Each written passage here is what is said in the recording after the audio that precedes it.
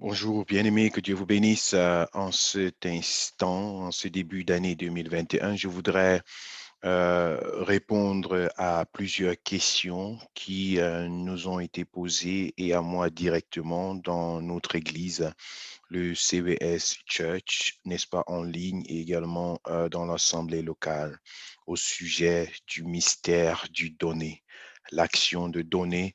Et là, il s'agit véritablement des finances dont nous avons besoin pour pouvoir servir le Seigneur. Le thème de l'argent, le thème des finances est parfois, n'est-ce pas, rempli de discussions et des débats, mais c'est aussi une profondeur qui devrait être saisie par la vie de tous et de chacun. Donc, pendant cet enseignement, je m'en vais vous montrer l'importance du donner dans la vie de l'enfant de Dieu, dans la vie de l'Église, et également dans l'impact dans la prière pour recevoir, n'est-ce pas, les bénédictions du Seigneur et marcher dans ce qu'il demeure, dans ce qu'il désire pour chacun. Il y a des choses qui se passent lorsqu'on parle de l'argent, lorsqu'on parle des finances. Il y a des choses qui se passent. Et c'est pas pour rien que Satan s'appelle Mammon. Mammon, le dieu de l'argent. En réalité, soit il est ton maître, soit il est ton serviteur. Donc, je bénis le Seigneur. Alors, viens avec moi dans cet enseignement. Viens avec un cœur disposé. Sois prêt tout simplement à écouter les Saintes Écritures. Peu importe ta décision actuelle, soumets-toi à la parole de Dieu et à la fin, tu prendras une décision qui sera basée sur ta conviction. Ceux qui me connaissent savent que je ne parle pas beaucoup de ce sujet ou encore ce n'est pas une précipitation, ce n'est pas une commanderie et d'autres choses du genre. C'est tout simplement une présentation de ce que la Bible nous enseigne afin que tu puisses, par obéissance à Dieu, puiser les bénédictions qui s'y trouvent et recevoir ce que Dieu a pour toi. Je ne voudrais pas m'empêcher de te faire accéder à la bénédiction du Seigneur. Commençons par la prière. Seigneur, merci pour cet instant. Merci pour ta parole. Merci parce que tu veux accomplir quelque chose en cette année nouvelle dans la vie de quelqu'un. Qu'il en soit ainsi dans le nom de Jésus. Amen. Que Dieu vous bénisse. Nous voulons donc parler du donner, du mystère qui se cache dans le donner. Je voudrais commencer par cette phrase simple. Celui qui arrête de donner commence à mourir. Je répète, celui qui arrête de donner commence à mourir. Le principe de la respiration, c'est un principe universel. Tu reçois de l'air, de l'oxygène et tu rejettes du gaz carbonique. Tu reçois et tu donnes. Et c'est ce principe de recevoir et de donner qui te permet de vivre. Essaye de recevoir et arrête de donner pendant un instant, 2, 3 minutes. Tu ne seras plus de ce monde. Toute fleur qui respire, toute fleur qui vit, tout être vivant respecte ce principe du donner et du recevoir. Savez-vous pourquoi on parle de la mer morte? La mer morte, c'est tout simplement parce que elle a une ouverture là où de l'eau entre et se déverse dans une grande vallée. Il n'y a pas d'issue de sortie. Alors l'eau qui entre se stagne à un seul endroit et le fait que cette eau se stagne, le soleil s'occupe de faire son travail, de faire évaporer une bonne quantité de cette eau. Mais alors, la mer contient du sel et le soleil ne s'occupe pas du sel. Le soleil arrache ce que la mer ne veut pas laisser passer. Le soleil arrache l'eau et alors la quantité de sel qui reste dans cette mer devient au fur et à mesure plus dense, plus compacte parce que l'eau qui vient, c'est de l'eau de mer qui est bien sûr salée et l'eau qui s'évapore, c'est uniquement de l'eau et du sel s'accumule. Cette quantité grande de sel qui s'accumule dans cet endroit rend la vie impossible dans cette mer. C'est pourquoi on l'appelle la mer morte. On n'y trouve pas de vie parce qu'elle reçoit et elle ne donne pas. Mais cependant, ce qu'elle refuse de donner lui est arraché d'une façon ou d'une autre. Je prie que cela ne soit pas ton cas, que tu ne sois pas la mère morte. Nous voulons parler donc du principe de donner et de recevoir qui régit la vie de l'humanité, que l'on soit chrétien, que l'on soit païen, que l'on soit dans quelque orientation possible. C'est un principe qui est respecté et qui, n'est-ce pas, régit la vie tout entière. Il faut savoir donner, il faut savoir recevoir. Mais alors, je me suis rendu compte que dans la maison de Dieu, nous avons besoin beaucoup d'être entretenus là-dessus, d'être martelés là-dessus. Mais alors, c'est important de le faire avec beaucoup de sagesse et beaucoup de stratégie. L'un de mes fils spirituels me disait encore il y a de cela quelques jours, mais pasteur, j'ai pas compris. Mon épouse et moi, nous sommes venus à l'église. Tu nous as laissés pendant des mois durant. Tu ne nous as jamais parlé de donner quoi que ce soit. Le principe de la dîme, des offrandes et tout. Tu n'as même pas enseigné à l'église. Tu n'es pas venu vers nous pour nous en parler. C'est plutôt nous-mêmes qui sommes venus vers toi pour dire, mais tiens, comment ça se passe? Nous voulons apporter quelque chose. Et lorsqu'il me disait ça, en principe, il le faisait avec beaucoup de respect, mais il essayait de me reprocher pour dire, essaye de changer à ce niveau, que le peuple soit éduqué sur ce sujet. Cela m'a interpellé, d'autant plus qu'il y a de cela quelques jours, n'est-ce pas, plusieurs de nos bien-aimés dans notre église en ligne, le CBS Online Church, m'ont écrit pour demander, parle-nous un peu de ce que c'est que donner, quelle est la bénédiction qui se cache derrière. Et là, je comprends que les cœurs sont disposés et c'est le temps de pouvoir communiquer cette autre portion des Saintes Écritures. Ma vie est fondée sur le donner. Le don de la libéralité, c'est un don qui a fait ce que je suis et aujourd'hui, je peux donner gloire au Seigneur. Et lorsque je parle de ce mystère du donner, je rends grâce à Dieu parce que il a permis que je puisse avoir le peu qui me suffit pour pouvoir subvenir à mes propres besoins et ne pas dépendre de qui que ce soit. Alors, je peux dire comme l'apôtre Paul que nous voulons parler librement sur la base de la parole de Dieu, pas par un intérêt personnel. Que le Seigneur véritablement soit glorifié dans la vie et dans le cœur des uns et des autres. Je m'en vais lire d'entrée de jeu de cette série ou alors de ces moments de partage de la parole de Dieu. Je m'en vais lire avec vous un passage assez important dans le livre de 2 Corinthiens, 2 Corinthiens au chapitre 9. Je vais lire avec vous à partir du verset, permettez que je puisse retrouver ça rapidement. Voilà, que je puisse le projeter ici pour vous. Voilà, 2 Corinthiens chapitre 9. Nous allons donc voir à partir du verset 5. J'ai donc jugé nécessaire d'inviter les frères à se rendre auparavant chez vous et à s'occuper de votre libéralité déjà promise afin qu'elle soit prête de manière à être une libéralité et non un acte d'avarice. Sachez-le, celui qui sème peu moissonnera peu et celui qui sème abondamment moissonnera abondamment. Que chacun donne comme il l'a résolu en son cœur, sans tristesse ni crainte, car Dieu aime celui qui donne avec joie et Dieu peut vous combler de toutes sortes de grâces afin que, possédant toujours en toutes choses de quoi satisfaire à tous vos besoins, vous ayez encore en abondance pour de bonnes œuvres. Amen, amen, amen. Que la gloire revienne au Seigneur. Donc ici, nous voyons l'apôtre Paul dans 2 Corinthiens chapitre 9 que nous venons de lire du verset 5 au verset 8, une interpellation à pouvoir donner avec libéralité, avec le cœur ouvert, avec le cœur consacré, avec le cœur rempli de joie, parce que c'est là la source unique de la bénédiction. C'est la source de la bénédiction. Donc, l'œuvre de Dieu a besoin de soutien. L'Église du Seigneur a besoin de soutien. Et vous savez, le système ecclésiastique qu'il soit religieux, qu'il soit, n'est-ce pas, dans le mouvement du réveil, a besoin des finances pour pouvoir avancer. Et nous pouvons avoir autant d'onction possible, mais s'il n'y a pas les moyens financiers mis à la disposition, ce sera difficile d'avancer.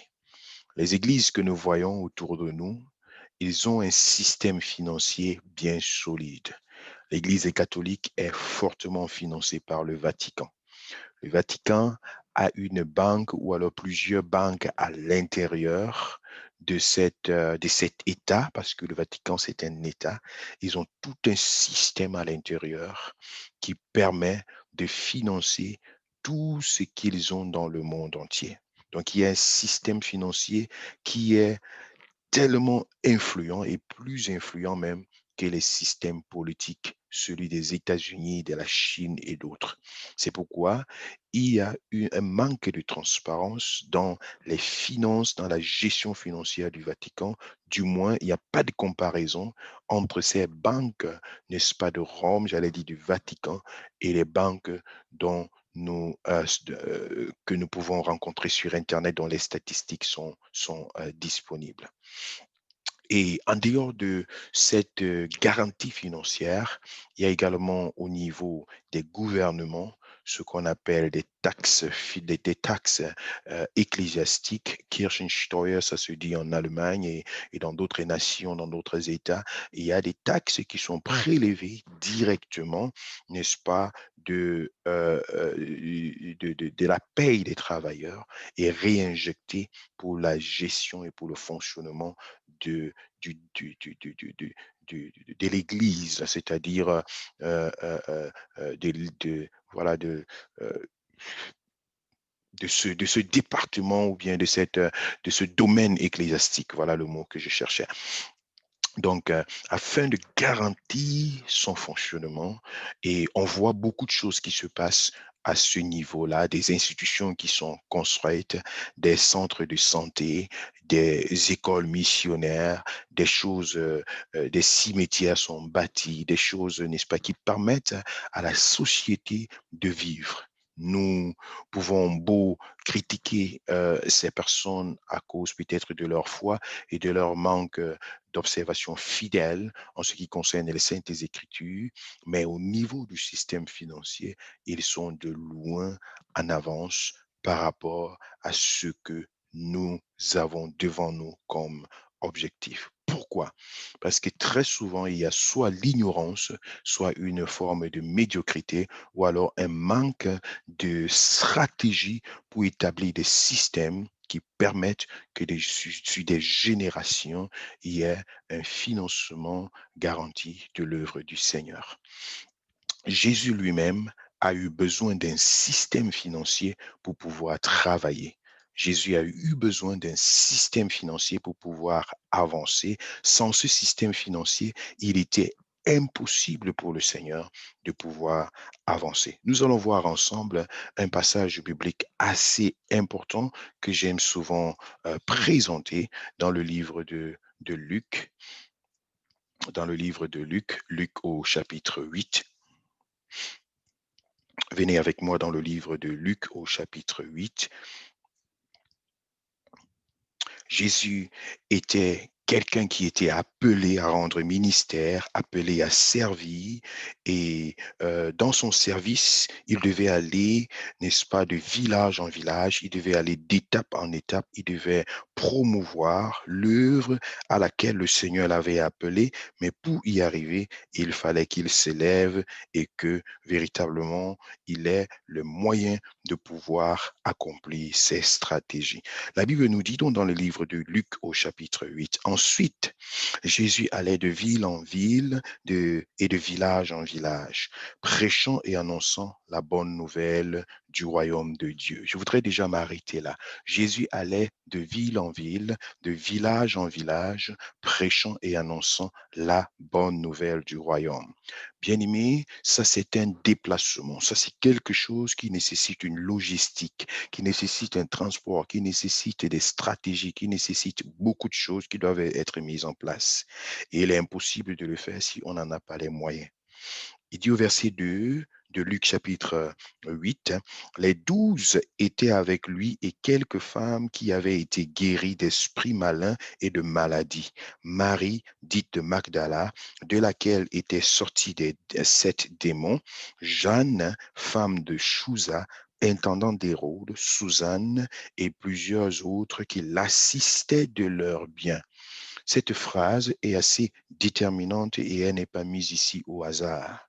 Elle complète ce qui se passe dans le verset premier. Ensuite, Jésus allait de ville en ville et de village en village, prêchant et annonçant la bonne nouvelle du royaume de Dieu. L'objectif est clair, c'est un objectif primordial. Le Seigneur dit, allez partout dans le monde, faites de toutes les nations des disciples, enseignez-leur ce que je vous ai enseigné, baptisez-les au nom du Père, du Fils et du Saint-Esprit, et voici, je suis avec vous tous les jours jusqu'à la fin du monde. Donc ça, c'est quelque chose d'exceptionnel, une mission exceptionnelle que le Seigneur confie à ses disciples que nous sommes.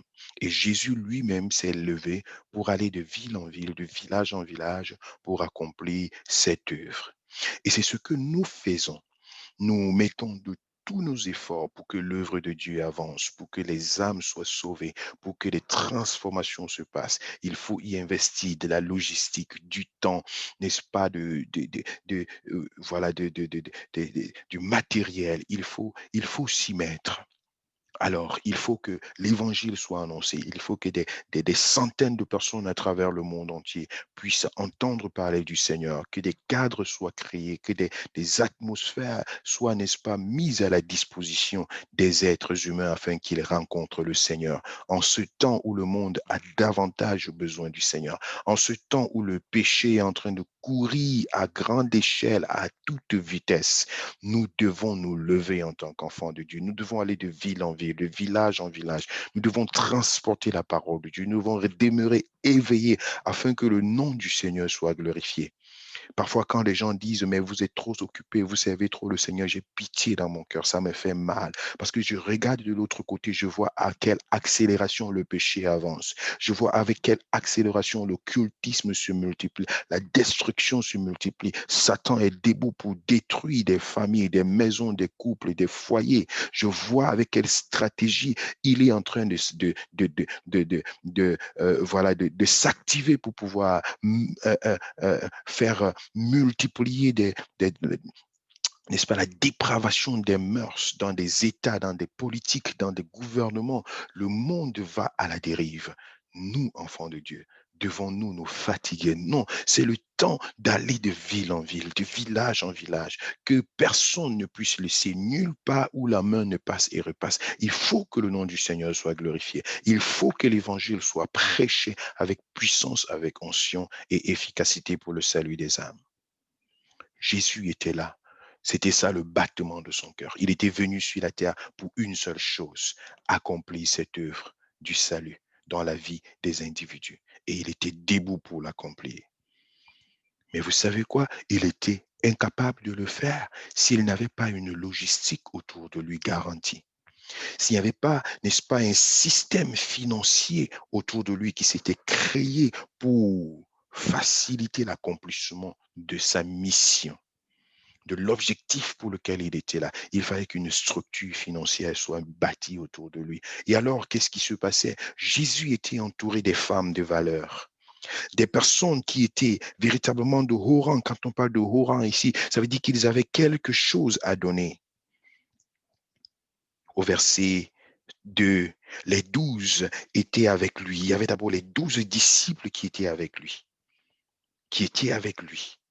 et quelques femmes qui avaient été guéries d'esprits malins et de maladies. Marie de Magdala, de laquelle étaient sortis des 7 démons. Jeanne, femme de Chouza, intendant d'Hérode. Suzanne et plusieurs autres qui l'assistaient de leurs biens. Bien-aimés, je bénis le Seigneur parce que cette année, nous avons établi une équipe que nous appelons Business, les partenaires financiers du CBS Church. Ce sont des personnes qui disent, je veux jouer de ma partition. Je veux être de cette équipe-là qui constitue cette chaîne, ce système financier autour de l'œuvre à laquelle le Seigneur nous appelle.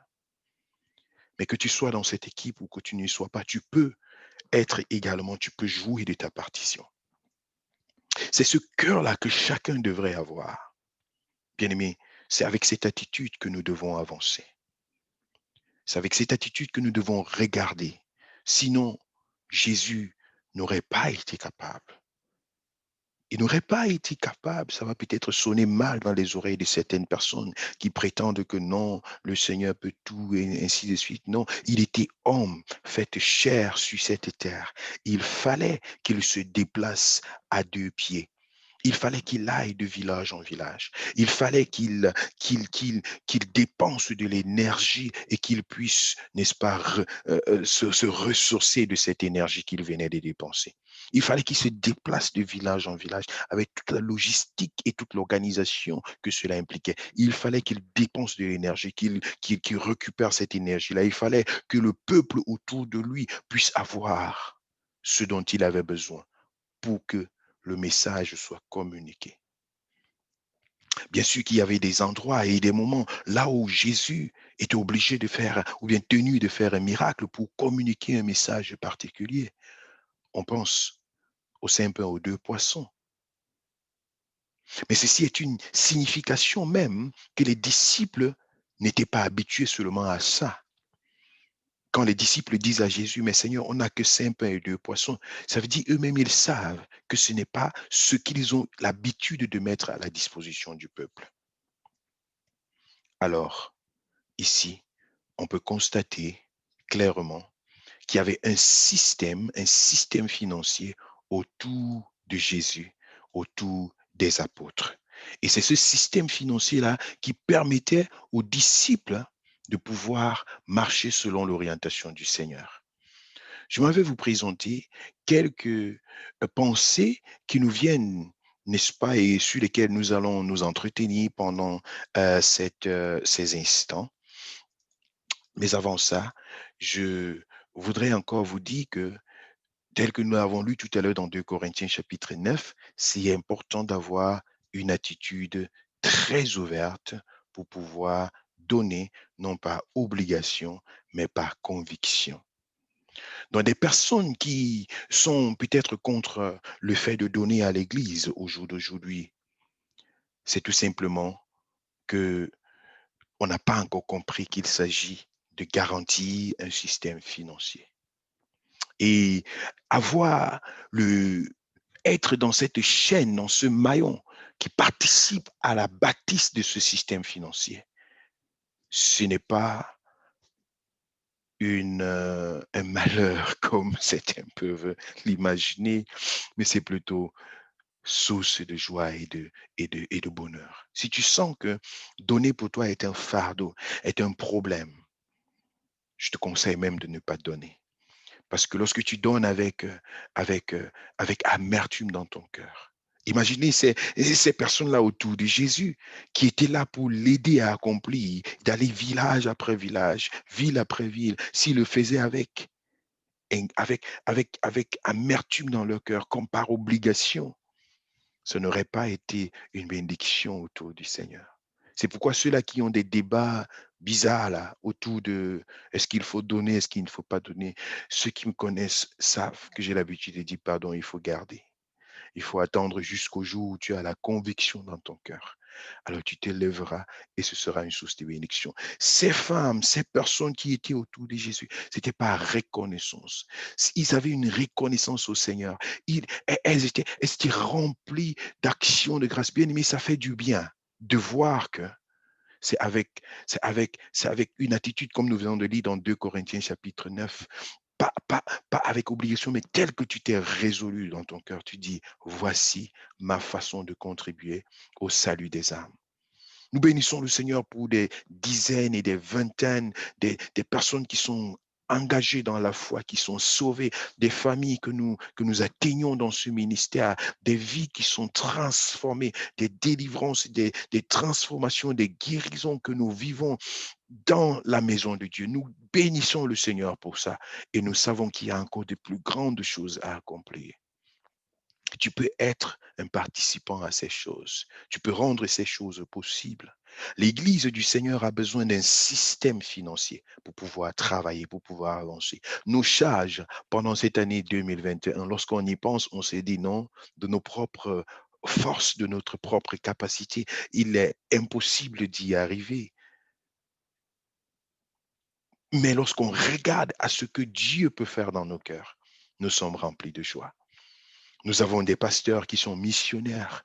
Déjà au niveau du Cameroun, nous avons au moins un pasteur à Yaoundé qui a besoin d'être couvert. Nous avons besoin d'au moins 2400, 2500 euros minimum pendant cette année 2021 pour pouvoir couvrir juste ces charges basiques pendant qu'il est dans toute la ville en moto pour, pour rencontrer des familles, pour bénir, pour prier pour la délivrance. Nous voyons des guérisons et des délivrances qui se passent, des repentances qui se passent, des familles qui sont protégées sous la grâce de Dieu. Pendant qu'il est en train de se consacrer à cette œuvre, nous avons dit un paquet financier pour pouvoir garantir au moins qu'il n'ait pas d'inquiétude, que son épouse, ses 4 enfants n'aient pas d'inquiétude. Nous voyons ce que le Seigneur met autour de nous dans l'Église, ici en Allemagne, là où nous avons besoin de soutien pour pouvoir nous équiper davantage. Nous sommes au début de l'année, il faut renouveler les abonnements, il y a de nouveaux softwares, il y a Zoom qu'il faut payer pour 1 an, il y a d'autres softwares que nous sommes en train de nous acquérir, qui demandent beaucoup d'argent, il y a des caméras, les pasteurs qui sont avec nous, pasteur Cédric, pasteur Innocent, l'Église à Munich, nous voulons nous équiper davantage afin d'être davantage efficaces dans le service. Nous sommes en train d'engager plusieurs classes de formation, de fondation de la foi. Il y a du travail et cela nécessite, n'est-ce pas, des investissements que chacun se mette, n'est-ce pas, à l'œuvre. C'est un système financier qui permet de résoudre de telles choses. Nous avons, entre autres, un projet de bâtir une maison de prière ici en Europe et plus particulièrement en Allemagne, qui sera une maison de prière de référence, construire une maison pour le Seigneur, là où les gens peuvent se retrouver comme dans une chambre haute pour célébrer le Seigneur. C'est un projet que nous portons dans nos cœurs depuis quelques années et nous croyons que Dieu va nous aider à pouvoir le réaliser. Un système financier qui était bâti autour de Jésus et qui l'aidait d'aller village en village pour accomplir son œuvre. Tu peux également faire partie de cette équipe, n'est-ce pas, selon la volonté du Seigneur et selon sa parole dans ta vie. Je voudrais encore vous présenter quelque chose d'assez important avant de vous parler de 3 façons d'apporter ces finances. Tout à l'heure, je vous parlerai des prémices, je vous parlerai de la dîme, je vous parlerai des offrandes et d'actions de grâce. Alors, restez connectés avec moi jusqu'à la fin de cet enseignement. Il est encore très important pour nous ici là de voir, pour ceux et celles qui, lorsqu'ils entendent parler des prémices, de la dîme et des offrandes, et se disent que, mais tiens, ce sont des choses de l'Ancien Testament, ce sont des choses de la loi, je voudrais déjà dire qu'il ne s'agit pas de la loi. Il s'agit des principes spirituels et des principes de Dieu. Et ces principes-là, Dieu se glorifie lorsque nous nous levons pour le servir. C'est différent, c'est très important. Mais ici, nous voyons dans l'Église primitive, ce qui me plaît ici, c'est que ceux qui s'élèvent parfois et qui ont d'autres pensées contraires ne comprennent pas les profondeurs des choses. Dans Actes chapitre 2, du verset 43 au verset 47, la Bible nous dit, la crainte s'emparait de chacun. Il se faisait beaucoup de prodiges et de miracles par les apôtres. Tous ceux qui croyaient étaient dans le même lieu et ils avaient tout en commun. Ils vendaient leurs propriétés et leurs biens et ils en partageaient le produit entre tous selon les besoins de chacun. Ils étaient chaque jour tous ensemble, assidus au temple, ils rompaient le pain dans les maisons et prenaient leur nourriture avec joie et simplicité de cœur, louant Dieu et trouvant grâce auprès de tout le peuple. Et le Seigneur ajoutait chaque jour à l'Église ceux qui étaient sauvés. Regardons ici à la première phrase, la crainte s'emparait de chacun. Il se faisait beaucoup de prodiges et de miracles par les apôtres. Tous ceux qui croyaient étaient dans un lieu et avec un seul cœur. Et à la fin, on dit, et le Seigneur ajoutait chaque jour à l'Église ceux qui étaient sauvés. Ici, c'est quelque chose d'extraordinaire quand on voit ce qui est ici au début et ce qui est à la fin.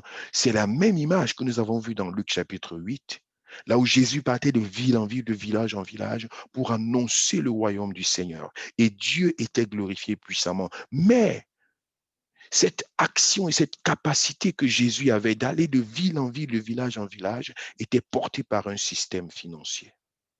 Et ici, dans le livre de Actes, chapitre 2 que nous venons de lire, nous voyons que les apôtres, l'Église primitive, étaient grandement en action. Des miracles et des prodiges se manifestèrent et le Seigneur ajoutait beaucoup de personnes chaque jour à l'Église du Seigneur. Mais on se rend compte au milieu qu'il y avait un système financier. Toute personne apportait le tout de son revenu et le déposait à l'Église et on répartageait entre tout le monde. Voilà le système financier qui a été adopté dans l'Église primitive. C'est pourquoi certaines personnes vont prétendre qu'on ne parle pas, qu'il n'y a pas de dîme dans le Nouveau Testament, ce qui est d'ailleurs faux. Jésus n'a pas banni la dîme. Mais ici, on se rend compte que les apôtres, l'Église primitive, n'a pas parlé seulement de la dîme. Ils n'avaient même pas besoin de parler de ça. Pourquoi? Parce que les gens n'apportaient pas le dixième de leur revenu, mais ils apportaient le 100% de leur revenu. Mais si quelqu'un t'apporte le 100%, pourquoi vas-tu parler du dixième? Cette image est extraordinaire. Ils apportaient tout, mais alors tout ce qu'ils avaient dans la maison de Dieu. Et cela était repartagé à tout le monde et chacun avait ce dont il avait besoin et il n'y avait pas d'indigents dans la maison de Dieu. Pourquoi parler du dixième en cet instant? Donc le plus important ici, c'est le système financier qui avait été placé. Nous voyons que dans l'Ancien Testament, avec les principes de Dieu, le système financier était la dîme, les revenus, les prémices, les offrandes d'action de grâce. Je vais en parler dans la suite de cet enseignement. Dans le Nouveau Testament, la dîme n'a pas été abolie, elle a été présentée, elle a été respectée, elle a été appliquée. Mais en dehors de ça, Jésus avait autour de lui des personnes qui avaient un élan de reconnaissance et dont Dieu avait mis autour de Jésus pour porter financièrement l'avancement de son ministère. C'était ça le système financier autour de Jésus. Et autour des apôtres, il y avait un système extraordinaire auquel nous ne saurions même pas rêver au jour d'aujourd'hui. Tellement avare, égoïste, notre atmosphère s'est développée, les circonstances qui nous entourent se sont tellement développées que c'est impossible de dire que tu vas apporter ton tout dans une congrégation afin d'attendre que, n'est-ce pas, ce dont tu as besoin te soit déposé. Ce qui cependant serait extraordinaire si jamais une vie pareille pouvait être possible, j'imagine que ce serait extraordinaire. Il n'y aurait pas de manquement. Donc, je voudrais vous présenter ce passage déjà pour vous faire comprendre qu'il ne s'agit pas d'une polémique quelconque, mais il s'agit d'assurer autour de l'œuvre de Dieu un système qui permet que l'œuvre de Dieu puisse avancer. Et c'est même d'ailleurs la pensée de Dieu dans l'Ancien Testament, dans le Nouveau Testament, partout où on parle des dîmes et des promises. Il dit, amenez dans la maison du trésor afin qu'il n'y ait pas à manquer. Je voudrais vous attirer votre attention. Jacob a eu, n'est-ce pas, entre autres, 12 enfants qui ont été, n'est-ce pas, répartis comme étant des 12 tribus d'Israël. Parmi elles, il y a une tribu qui n'a pas reçu d'héritage. C'était la tribu des Lévis. Et de cette tribu sortaient des sacrificateurs. Et il était question qu'ils aillent et qu'ils s'ingèrent, qu'ils se positionnent dans les 11 autres tribus et dans chaque famille de ces tribus-là, qui est un représentant de la présence de Dieu de la maison du Seigneur dans les maisons. C'était extraordinaire, une couverture spirituelle, n'est-ce pas, garantie. Ce système est extraordinaire. Ce que Dieu a fait, des 12 tribus, il prend une, il distribue l'héritage parmi les 11 tribus et une tribu est mise à part. Et maintenant, de cette tribu-là ressortent des sacrificateurs des Lévis qui sont répartis dans toutes les 11 tribus et dans chaque village, dans chaque dans chaque famille, j'allais dire, un Lévi, un sacrificateur est placé. Et c'est le symbole de la présence de Dieu. Et du fait qu'il n'avait pas d'héritage, il était donc question que le temple et la maison de Dieu soient pris en compte et qu'il n'y ait pas à manquer dans le royaume de Dieu. C'était ça le système spirituel que Dieu avait établi en Israël. Et il fallait que ce système spirituel, cette maison, ce temple, hein, cette institution ecclésiastique, qu'elle ait également un système financier autour. Il fallait apporter pour pouvoir permettre que, n'est-ce pas, physiquement, biologiquement, ce système puisse, n'est-ce pas, être soutenu afin de pouvoir accomplir son objectif et sa responsabilité spirituelle. Merveilleux. Dieu est un stratège extraordinaire. Donc, nous voyons donc que c'est de ça qu'il s'agit et c'est une joie de pouvoir mettre la main à la pâte et d'être de ceux-là qui, n'est-ce pas, qui s'y mettent pour que l'œuvre du Seigneur puisse avancer. Continuons dans cet enseignement. Je m'en vais donc vous présenter quelques pensées bibliques. La première chose sur lesquelles je voudrais vous parler, ce sont les prémices. Comment soutenir l'œuvre de Dieu, ou alors les principes du donné. Les principes du donné, l'un des trois moyens que je voudrais vous présenter aujourd'hui dans le cadre du principe du donné, ce sont les prémices. Nous allons voir dans le livre de Genèse, Genèse chapitre 4, à partir du verset 3 et 4. Mais avant même qu'on entre dans Genèse, il y a un passage biblique qui me vient à l'esprit à l'instant. Je ne l'ai pas préparé, mais je vais le partager avec vous en espérant pouvoir le retrouver le plus rapidement possible dans le livre de Deutéronome. Ça, il me vient à l'instant en esprit et je vais tout simplement le partager. Il est assez important en ce qui concerne le message sur les prémices. À partir du verset 3 de Deutéronome au chapitre 26, tu te présenteras, n'est-ce pas, au sacrificateur en fonction. Et tu lui diras, je déclare aujourd'hui à l'Éternel ton Dieu que je suis entré dans le pays que l'Éternel a juré à nos pères de nous donner. Le sacrificateur recevra la corbeille de ta main et la déposera devant l'autel de l'Éternel ton Dieu. Voilà, donc on peut voir déjà même à partir du verset premier pour mieux comprendre.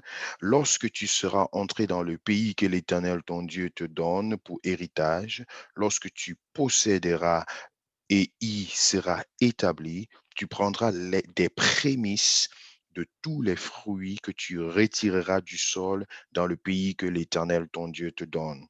Tu les mettras dans une corbeille et tu iras au lieu que choisira l'Éternel ton Dieu pour y faire résider son nom. Tu te présenteras au sacrificateur alors en fonction et tu lui diras, je déclare aujourd'hui à l'Éternel ton Dieu que je sais que je suis entré dans le pays que l'Éternel a juré à nos pères de nous donner. Le sacrificateur recevra la corbeille de ta main et la déposera devant l'autel de l'Éternel ton Dieu. Donc ici, nous voyons une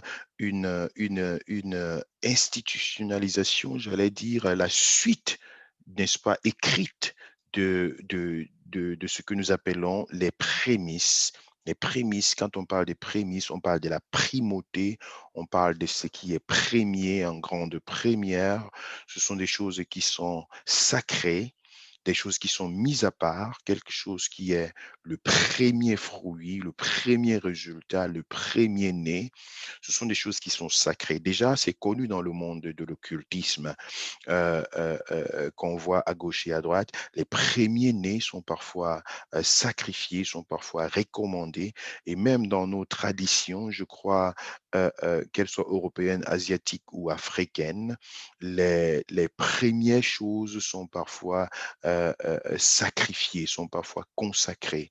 Il y a même des villages là où les premières récoltes ne sont jamais consommées.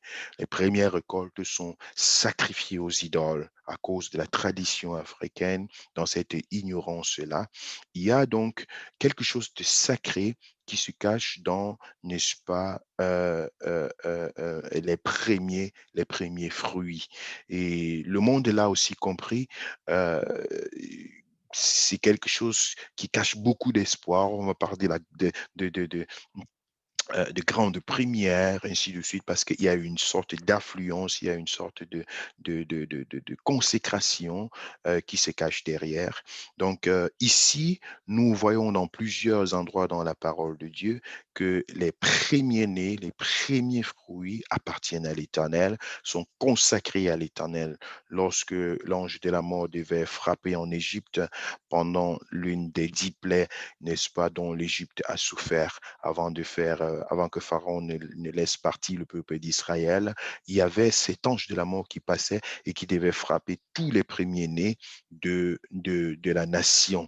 Seuls, n'est-ce pas, les premiers-nés qui avaient été consacrés au Seigneur, par, n'est-ce pas, le truchement du sang sur les linteaux des maisons, étaient donc épargnés de l'ange de la mort. Et nous voyons, comme je l'ai dit tout à l'heure, dans certaines pratiques occultistes, hein, que les enfants parfois sont sacrifiés à de mauvais esprits dans le monde de la sorcellerie, des gens qui sont pratiquants.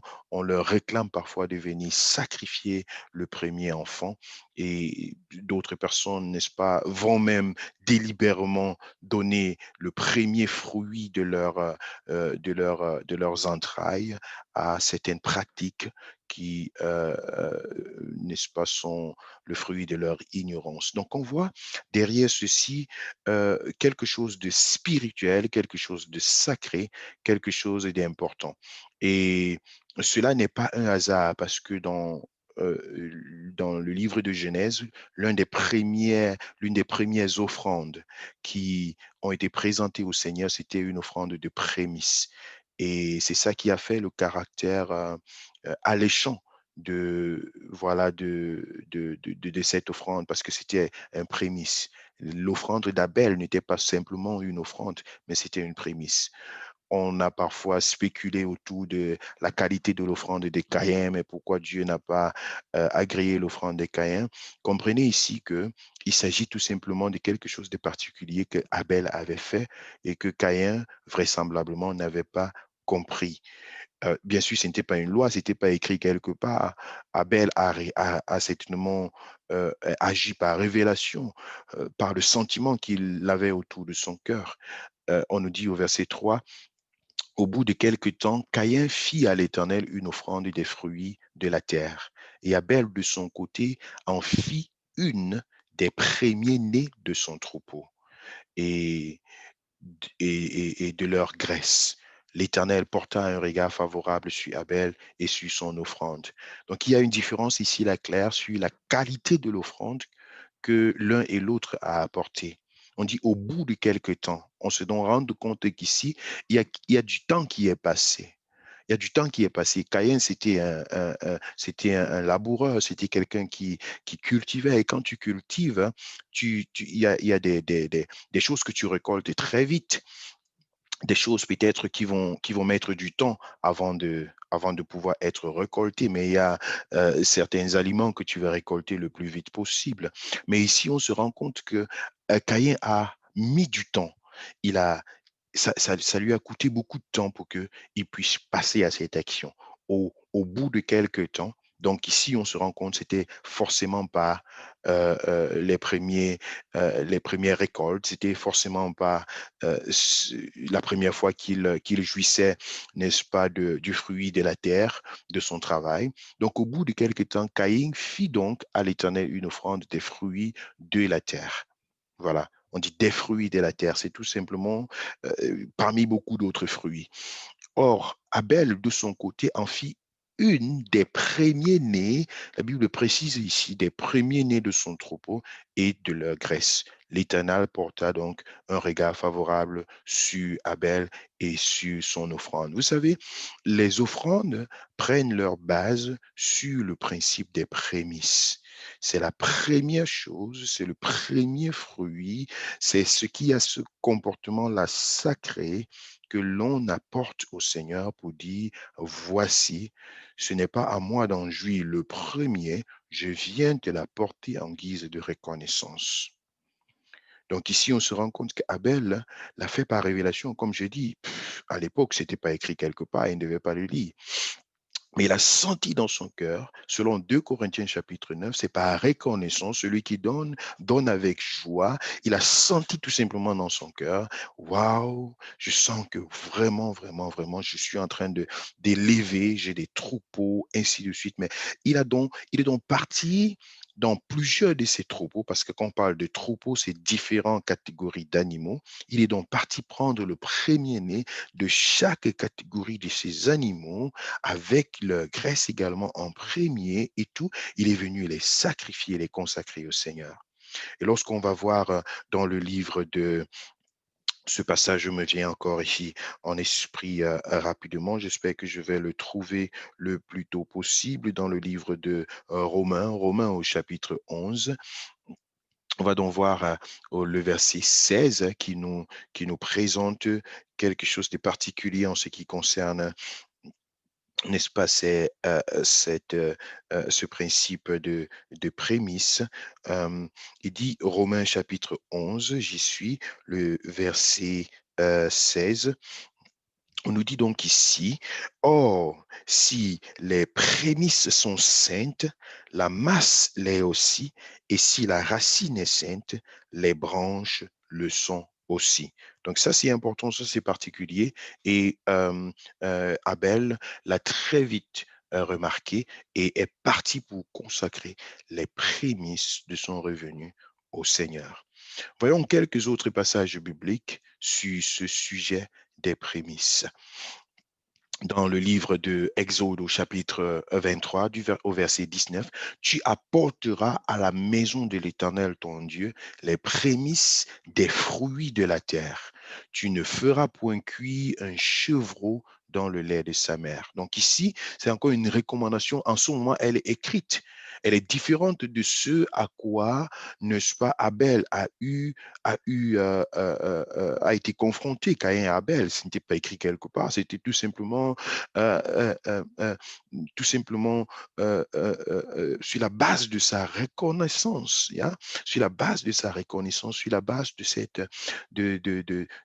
atmosphère dans laquelle il était. Et il s'est dit, c'est ici, c'est le moment de le faire et je veux avancer. Mais ici, il est clair que c'est une recommandation de la part du Seigneur. Tu apporteras à la maison de l'Éternel ton Dieu. C'est où? Où est-ce qu'on apporte les prémices? À la maison de l'Éternel. Les prémices de quoi? Des premiers, les premiers fruits de la terre. Ah, je bénis le Seigneur. Quand je pense à ça, je pense toujours à mon moment. C'est dans cette atmosphère que nous avons été élevés.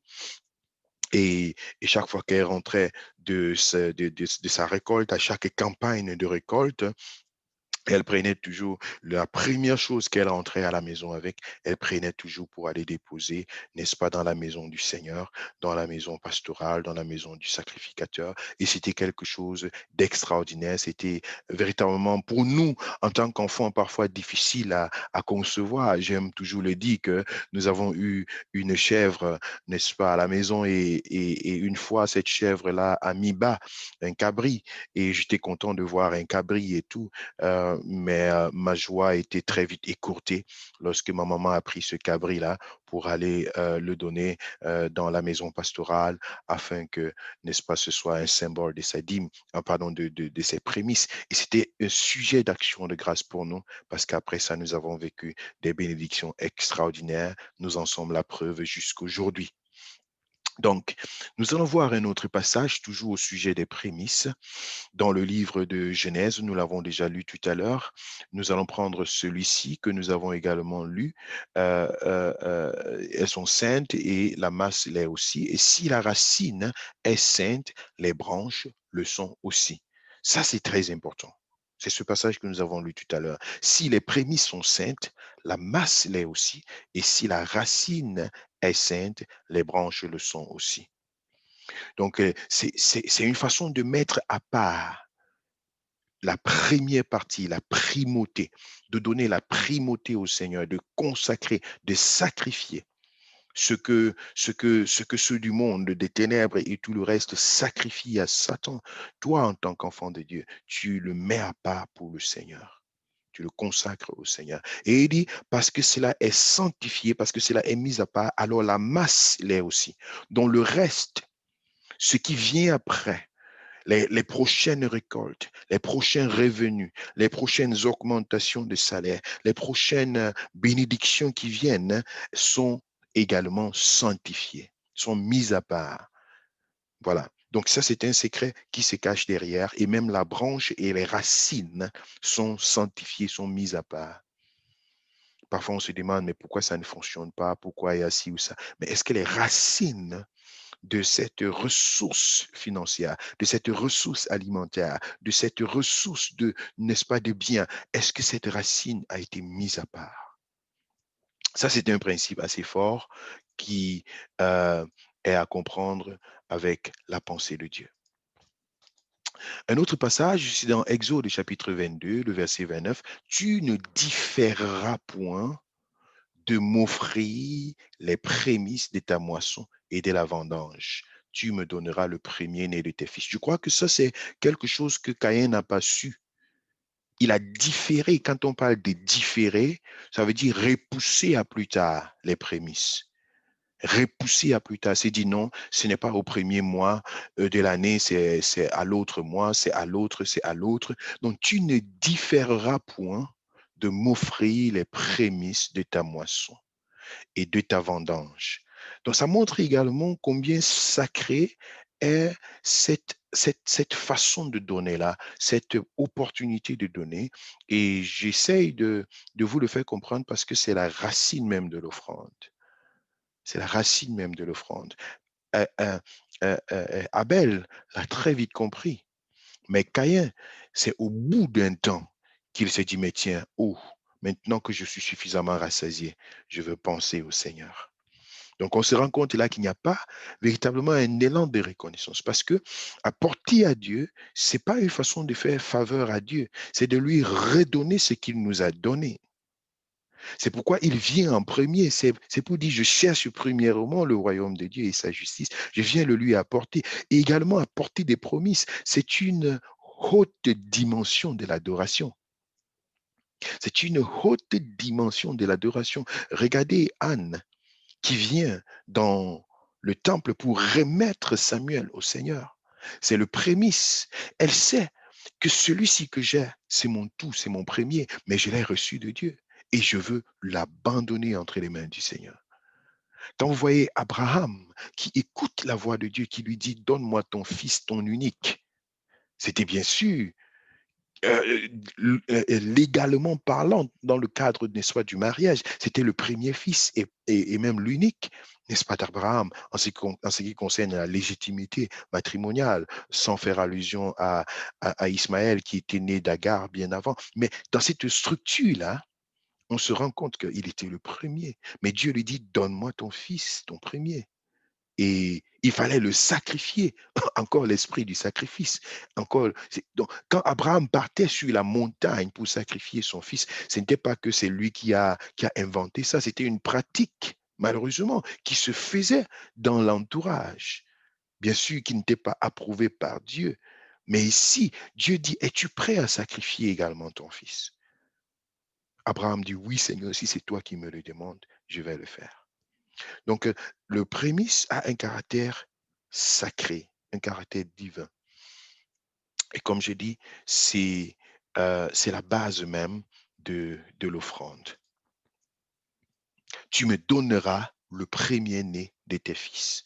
Je bénis le Seigneur pour les parents qui le comprennent, pour les mamans qui le comprennent, les parents, les papas qui le comprennent et qui disent au Seigneur, je t'apporte mon fils, le premier de mes enfants. Je veux le sacrifier, je veux te le donner.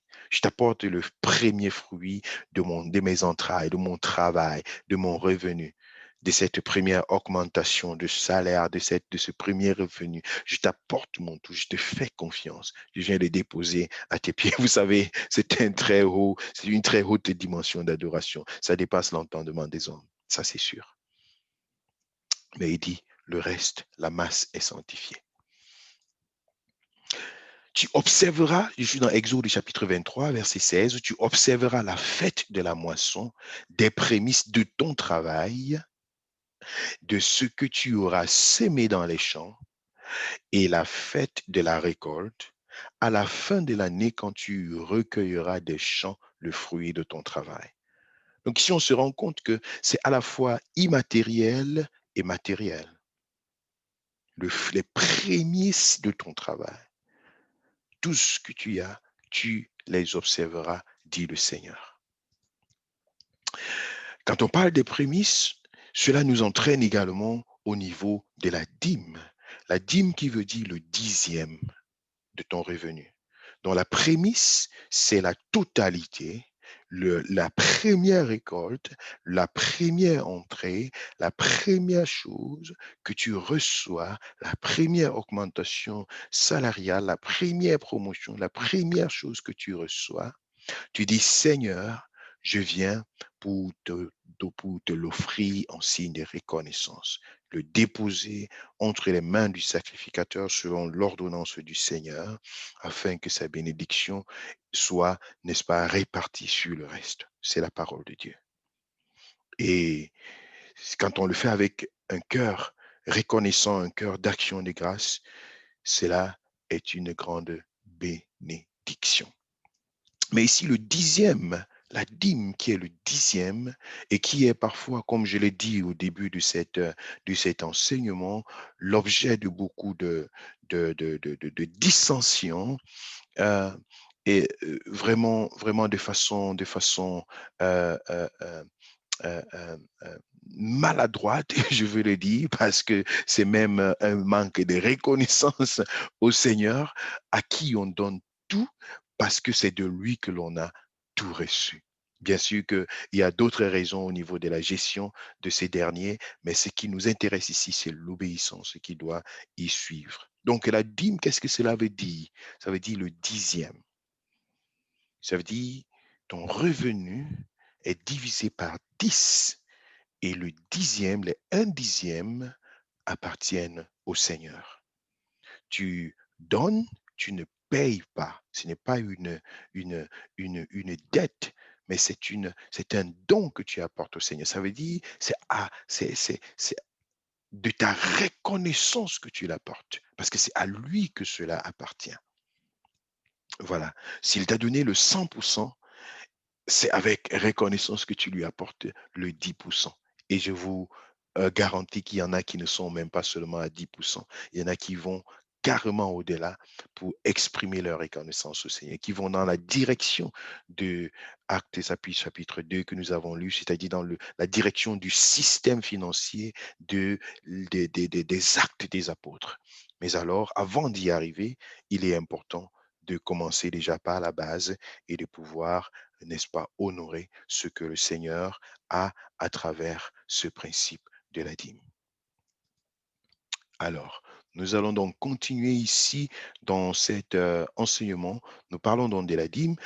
Il y a une transition donc qui se fait ici, dans 2 Chroniques chapitre 31, verset 5. Lorsque la chose fut répandue, les enfants d'Israël donnèrent en abondance les prémices du blé, du mou, de l'huile, du miel et de tous les produits des champs. Ils apportèrent aussi en abondance la dîme de tout. Waouh, ça c'est génial. Donc ici, ils avaient apporté dans un premier temps les prémices de tout ce qui était nouveau, de tout ce qu'ils venaient de recueillir. Ils ont apporté les prémices, c'est-à-dire la totalité au Seigneur. Et maintenant, de ce qui était ancien, de ce qu'ils avaient déjà, ils ont apporté la dîme de ce qu'ils avaient déjà, le dixième de ce qu'ils avaient déjà. Donc ici, on se rend compte qu'il y a le 100% et il y a le 10% qui interviennent ici. Et les enfants d'Israël ont été même capables de le faire et de le faire en abondance. Ce n'est qu'avec un cœur reconnaissant qu'on peut le faire. Je garde toujours dans mon esprit 2 Corinthiens chapitre 9, parce que si on n'a pas un cœur reconnaissant, un cœur rempli de reconnaissance, il est impossible de pouvoir donner. Il y aura de l'amertume dans le cœur. On sera même énervé d'entendre l'Église, d'entendre le pasteur parler de telles choses. On sera aigri dans son cœur. On aura beaucoup, n'est-ce pas, de grincement dedans et ce ne sera pas un sujet de bénédiction. Dans le livre de Actes chapitre 10, nous voyons que la prière et les aumônes de Corneille ont été des éléments qui ont déclenché l'exaucement de ses prières. Dieu dit, il y a un homme, n'est-ce pas, qui prie et dont les prières et les hormones sont montées jusqu'à moi. Et Dieu expédie Pierre pour lui dire, vas-y, va rencontrer cet homme parce que sa prière et ses hormones sont montées vers moi. Ses bonnes actions. On se rappelle de Déborah qui avait, n'est-ce pas, quitté ce monde, mais qui, à travers ses bonnes actions, le peuple a crié pour dire, il faut qu'elle soit ressuscitée. On se rappelle du centenier dont le serviteur était malade, qui est venu pour supplier Jésus de venir guéri. Lorsqu'il a dit seulement une fois, tout le monde s'est tourné vers Jésus pour dire, Seigneur, même si tu as n'importe quoi à faire, trouve du temps pour aider cet homme parce qu'il est très bon pour nous. Il a fait tellement de choses pour nous. Donc les actions, n'est-ce pas, parlent parfois en faveur de nous et accompagnent nos prières. Tes actions peuvent accompagner tes prières. Ça, c'est très important. Mais ici, dans le livre de 2 Corinthiens, il nous dit donc, sachez que celui qui sème peu moissonnera peu, mais que chacun donne, et celui qui sème abondamment moissonnera abondamment, mais que chacun donne comme il a résolu en son cœur, sans tristesse ni contrainte. Ça, c'est un verset que j'aime beaucoup. Et c'est pourquoi des gens ont remarqué autour de moi, quelqu'un a dit un jour, mais pasteur, je ne te comprends pas. Celui qui donne sa dîme, tu pries pour lui, tu l'aimes. Celui qui ne donne pas sa dîme, tu pries pour lui, tu l'aimes de la même façon. Parfois, on se demande, mais qu'est-ce qui se passe?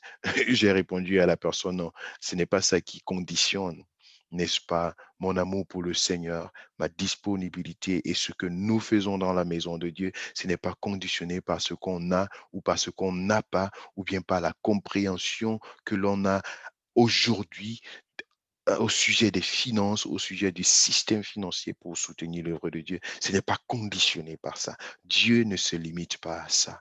Et Dieu n'est pas, c'est pas quelque chose qu'on, la grâce de Dieu ne peut pas être marchandée. Tant il est vrai qu'il y a des bénédictions qui se cachent derrière le respect de certains principes spirituels. Mais cela ne vient que lorsque chacun a compris et a atteint une sorte de conviction personnelle pour pouvoir avancer. Cependant, il y a des pratiques à réprimander, n'est-ce pas, dans la maison de Dieu. Lorsque nous parlons de la dîme, il s'agit de quelque chose que tu apportes au Seigneur. Certaines personnes vont dire, non, je vais aider tel frère, je vais aider telle sœur. Ce n'est pas la dîme. Ça, ce sont des aumônes. Là, tu as fait une action à gauche et à droite. Gloire à Dieu. Les bénédictions qui sont attachées à cette action qu'on appelle aumône, n'est-ce pas, te suivront. Mais en ce qui concerne la dîme, c'est autre chose. Voilà, les prémices, comme nous venons de l'exposer, c'est autre chose. L'holocauste que l'on dépose devant l'autel du Seigneur, c'est autre chose. Nous allons parler tout à l'heure des offrandes et d'actions de grâce, mais restons déjà ici à ce niveau. Donc, il est important de comprendre et de pouvoir appliquer ces principes selon que la Bible nous le rappelle. Dans 2 Chroniques au chapitre 31, le verset 6, là où nous étions tout à l'heure, il est écrit, de même, les enfants d'Israël et de Juda qui demeuraient dans la ville, dans les villes de Juda, donnèrent la dîme du gros et du menu bétail et la dîme des choses saintes qui étaient consacrées à l'Éternel, leur Dieu, et dont on fit plusieurs tas. Donc ici, on se rend compte que ce n'était pas seulement de l'immatériel, mais c'était aussi la dîme des choses matérielles. Et cela a été donné à qui, n'est-ce pas, à Dieu, consacré à l'Éternel, apporté dans les temples, dans le temple de Dieu, pour, n'est-ce pas, servir à l'avancement de l'œuvre du Seigneur. Et sur ce principe, donc, ce passage qui est important, qui est redouté par plusieurs, mais qui est important ici, un homme trompe-t-il Dieu? Car vous me trompez. Et vous dites, en quoi t'avons-nous trompé? Dans les dîmes et les offrandes. Vous êtes frappés par la malédiction et vous me trompez. La nation tout entière, apportez à la maison du trésor toutes les dîmes, afin qu'il y ait de la nourriture dans ma maison. Mettez-moi de la sorte à l'épreuve, dit l'Éternel des armées. Et vous verrez si je n'ouvre pas pour vous les écluses des cieux, si je ne répands pas sur vous la bénédiction en abondance.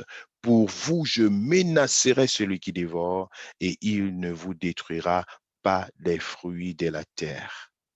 Et la vigne ne sera pas stérile dans vos campagnes, dit l'Éternel des armées.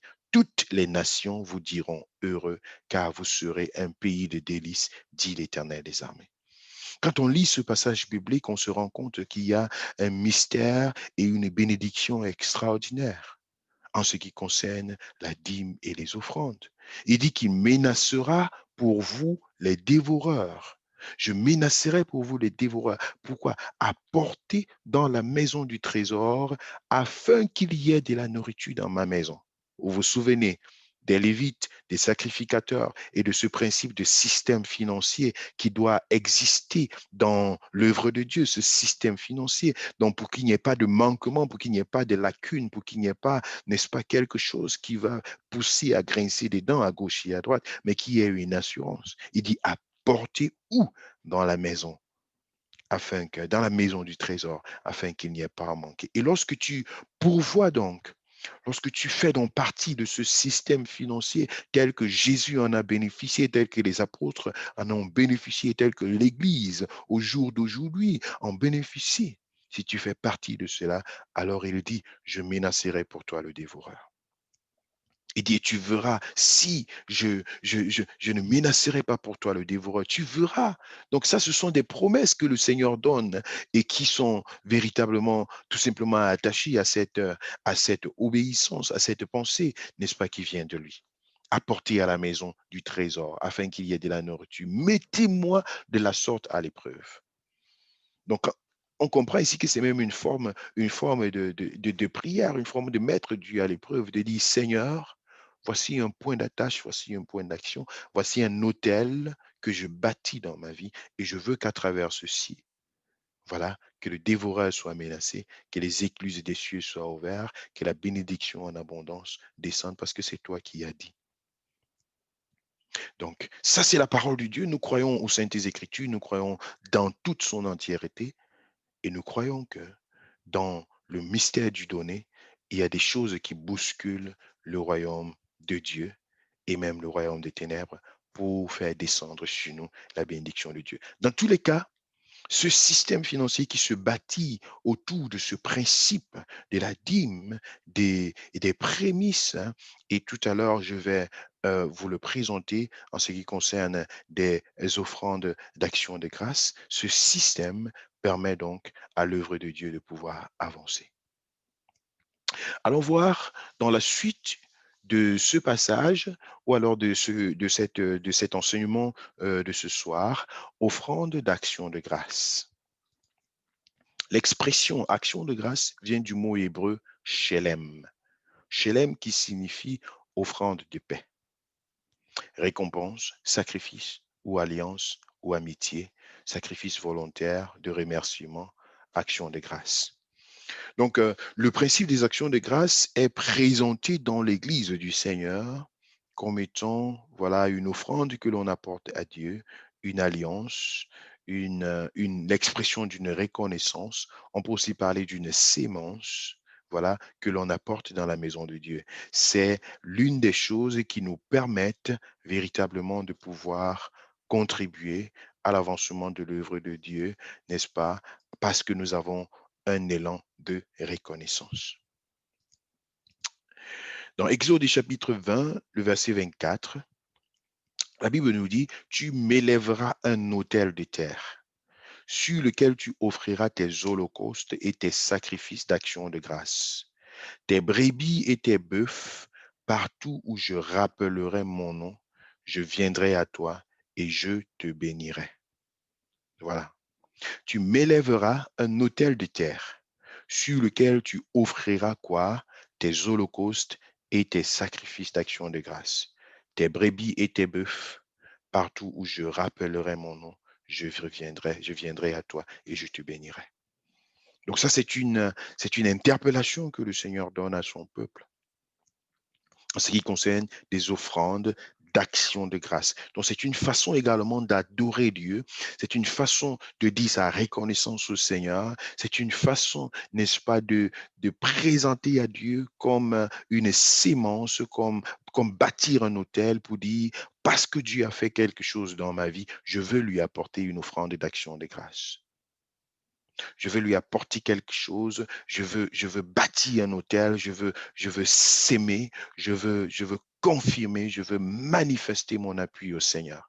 Et ça, nous l'avons vu dans la vie de plusieurs personnes dans l'Église, où le Seigneur te bénit, où le Seigneur agit dans ta vie, et tu dis non, je veux rendre grâce au Seigneur, je veux apporter un témoignage, je veux donner gloire au Seigneur, mais je veux aussi mettre une marque pour dire Seigneur, parce que tu as fait cette chose dans ma vie, je viens avec une enveloppe, je viens avec quelque chose, je viens pour te dire ma reconnaissance, je veux sceller cela, je veux bâtir un autel, n'est-ce pas, qui manifeste ma reconnaissance au Seigneur. Et vous savez, très souvent, je suis en train de sourire parce que je me rappelle de mon père spirituel qui disait un jour, euh, euh, euh, que quelqu'un est venu pour apporter une offrande d'action de grâce. La personne a chanté, dansé, parce que Dieu venait de lui donner un enfant. Ça faisait des années que la personne était stérile. Elle a couru vers des marabouts, des féticheurs. Elle a dépensé des millions de francs CFA à gauche, à droite. Ça n'a rien donné et tout. Et puis Dieu l'a touchée par la prière. Elle a été libérée. Elle a été visitée par le Seigneur. Et elle vient avec son bébé, elle danse, elle donne gloire au Seigneur et elle apporte une offrande à Dieu avec un billet de 500 francs CFA dedans.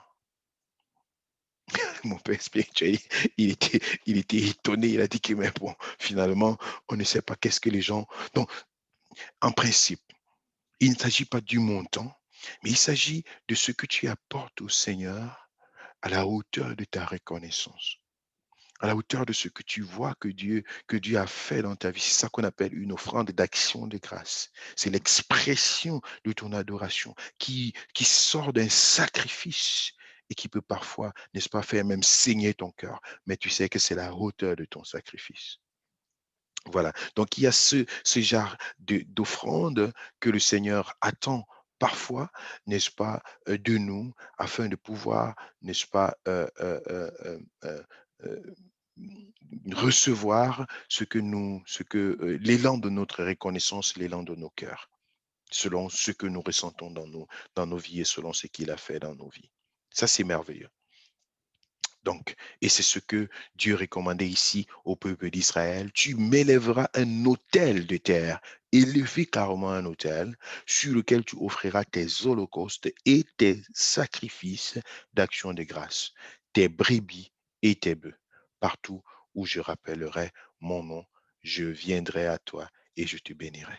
Donc, ici, nous voyons donc ces trois choses assez importantes que je viens de vous présenter, les prémices, les dîmes et des offrandes d'action de grâce. J'aurais pu vous parler des aumônes en détail, des actions prophétiques, ainsi de suite, mais tout ça, je les mets dans le cadre des offrandes d'action de grâce. Et il ne faut pas confondre le fait d'aller aider quelqu'un dehors comme si et se dit non, voilà, c'est ce que je devais donner à Dieu, je l'ai donné dehors. Ça, c'est autre chose. Ça, c'est ton initiative personnelle. Ça, c'est dans un autre système que tu te bâtis autour de toi. Je voudrais vous présenter aujourd'hui le système financier de l'Église qui permet que des choses soient ordonnées, harmonisées et que l'œuvre du Seigneur avance. Alors, entrant dans ce système, tu peux, n'est-ce pas, t'attacher à une vision, à une hiérarchie, à un leadership spirituel. Encore au sujet de la dîme, je voudrais vous dire que c'est l'expression même d'une appartenance ecclésiastique. Vous savez, en Allemagne, lorsqu'on parle de Kirchensteuer, tu ne vas pas la donner si tu n'es pas légalement dans cette église. Et là, ça veut dire que tu manifestes par là, n'est-ce pas, ton appartenance. Ton appartenance est attachée à ça de façon étatique. Alors, il en est de même dans la maison du Seigneur. où est-ce que tu donnes ta dîme? Ça veut dire que là où tu apportes ta dîme, c'est à cette branche ecclésiastique que tu appartiens. C'est sous cette couverture spirituelle que tu te représentes. Abraham, lorsqu'il est venu de sa première bataille et qu'il a remporté la guerre, qu'il a remporté la victoire, il est venu vers Melchisédek, qui était sa couverture spirituelle. Il a apporté la dîme de tout son revenu, de tout ce qu'il avait rapporté. Il a remis entre les mains de Melchisédek, qui était son autorité spirituelle. Il manifestait ainsi sous quel impact spirituel il se reconnaît. Ne bénéficie pas à gauche et puis tu envoies à droite. Ça ne va pas t'aider. Ce sera une confusion spirituelle qui se passe. Donc, c'est très important de savoir où est-ce que tu apportes ta dîme. Dans quelle maison est-ce que tu t'identifies spirituellement parlant? Quel est le système financier de quelle institution ecclésiastique veux-tu soutenir? Veux-tu apporter l'expression de ta reconnaissance? Alors, je pense qu'en 2021, le Seigneur est en train de bâtir quelque chose d'extraordinaire. Et il est en train de galvaniser son peuple. Il est en train de mettre tout ce dont nous avons besoin pour que l'œuvre de Dieu puisse avancer. Et je voudrais bénir le Seigneur parce qu'il a convaincu mon cœur afin que j'ouvre l'opportunité à tous et à chacun de faire partie de cet instrument ou bien de ce canal de bénédiction. Vous savez, lorsque le Seigneur nous a permis de fonder l'Église en Allemagne, mon épouse et moi, il y a de cela quelques années, nous n'avions pas compris les principes du donner. Nous étions tout simplement du genre, nous n'avons pas voulu que les gens puissent avoir des pensées dans leur cœur, oh, on demande et tout le reste. Nous avons empêché aux gens de donner des offrandes. Nous n'avons pas eu de panier d'offrandes à l'église pendant plus de 8 mois. Et du coup, il n'y avait aucune entrée financière. Mon épouse et moi, nous avons payé le loyer de l'église. Pendant tout ce temps, nous avons financé même les étudiants qui venaient pendant tout ce temps parce qu'ils étaient également dans le besoin. Mais un jour, le Seigneur nous a dit, ça c'est de l'orgueil et c'est également une façon d'empêcher au peuple de recevoir sa part de bénédiction. Cela nous a fait mal dans le cœur, mais nous avons décidé de nous soumettre au Seigneur et de dire, Seigneur, nous voulons entrer. Et dès que nous l'avons fait, bien aimé, la bénédiction du Seigneur est descendue sur tout le monde et sur nous-mêmes. Le peuple de Dieu est béni. Ceux-là qui s'attachent à cette vision, ceux-là qui s'associent à ce système financier sont extrêmement bénis. Je voudrais te dire bienvenue dans cette atmosphère, dans cette équipe financière qui se forme autour de l'œuvre de Dieu. N'hésite pas d'apporter au Seigneur une partie de ce qu'il t'a donné. Fais-le avec reconnaissance et ainsi tu contribueras au salut des âmes, à la réalisation des grands projets que nous avons en cours, n'est-ce pas? Et que des âmes soient sauvées, des familles soient transformées. Ne l'oublie pas, ça c'est notre objectif primordial. Il y a des personnes qui s'élèvent pour évangéliser, pour prêcher, mais comment prêcheront-ils s'ils ne sont pas envoyés? Comment seront-ils envoyés s'il n'y a pas des gens, n'est-ce pas, qui mettent les moyens à leur disposition? C'est ce à quoi nous nous sommes tournés. Et en cette année 2021, nous croyons que la bénédiction du Seigneur, elle ne tarit pas. Maintenant que tu as compris ce message et que tu es sur le point de prendre des engagements concrets avec le Seigneur, n'hésite pas de nous contacter pour me dire, OK, voici ce que je voudrais faire pour l'œuvre de Dieu, pour le CBS Church, pour le CBS Online Church. Voici ce que je voudrais m'engager à faire de façon stratégique pendant toute cette année. Je voudrais, pasteur, je voudrais soutenir à tel niveau, je voudrais apporter telle participation financière pour que l'œuvre de Dieu puisse avancer. Ta contribution sera importante et nous permettra de développer davantage des stratégies pour pouvoir avancer, pour pouvoir avoir davantage de l'impact. Et Dieu te bénira. Je prie que le Dieu qui donne la sémence au semeur, qu'il te bénisse. Je prie que les prières, les sujets que tu élèves devant le Seigneur, pendant que tu les accompagnes de tes aumônes, de tes actions de grâce, de ta largesse, que le ciel s'ouvre en ta faveur. Je prie que pendant que tu comprends et que tu veux honorer, que tu te décides d'honorer, que tu t'engages davantage à honorer les principes des prémices, de la dîme, des offrandes d'action de grâce, que Dieu te supprenne davantage de sa bénédiction, qu'il préserve, n'est-ce pas, tes revenus, qu'il préserve ta récolte, qu'il préserve tes sources de financièrement, que sa grâce repose sur ta vie. Que Dieu te bénisse. Et si tu as encore une quelconque question, n'hésite pas de nous contacter et nous serons grandement à ton écoute pour que le nom du Seigneur soit glorifié dans ta vie et que tu arrives là où Dieu veut que tu arrives. Sois béni dans le nom de Jésus. Amen.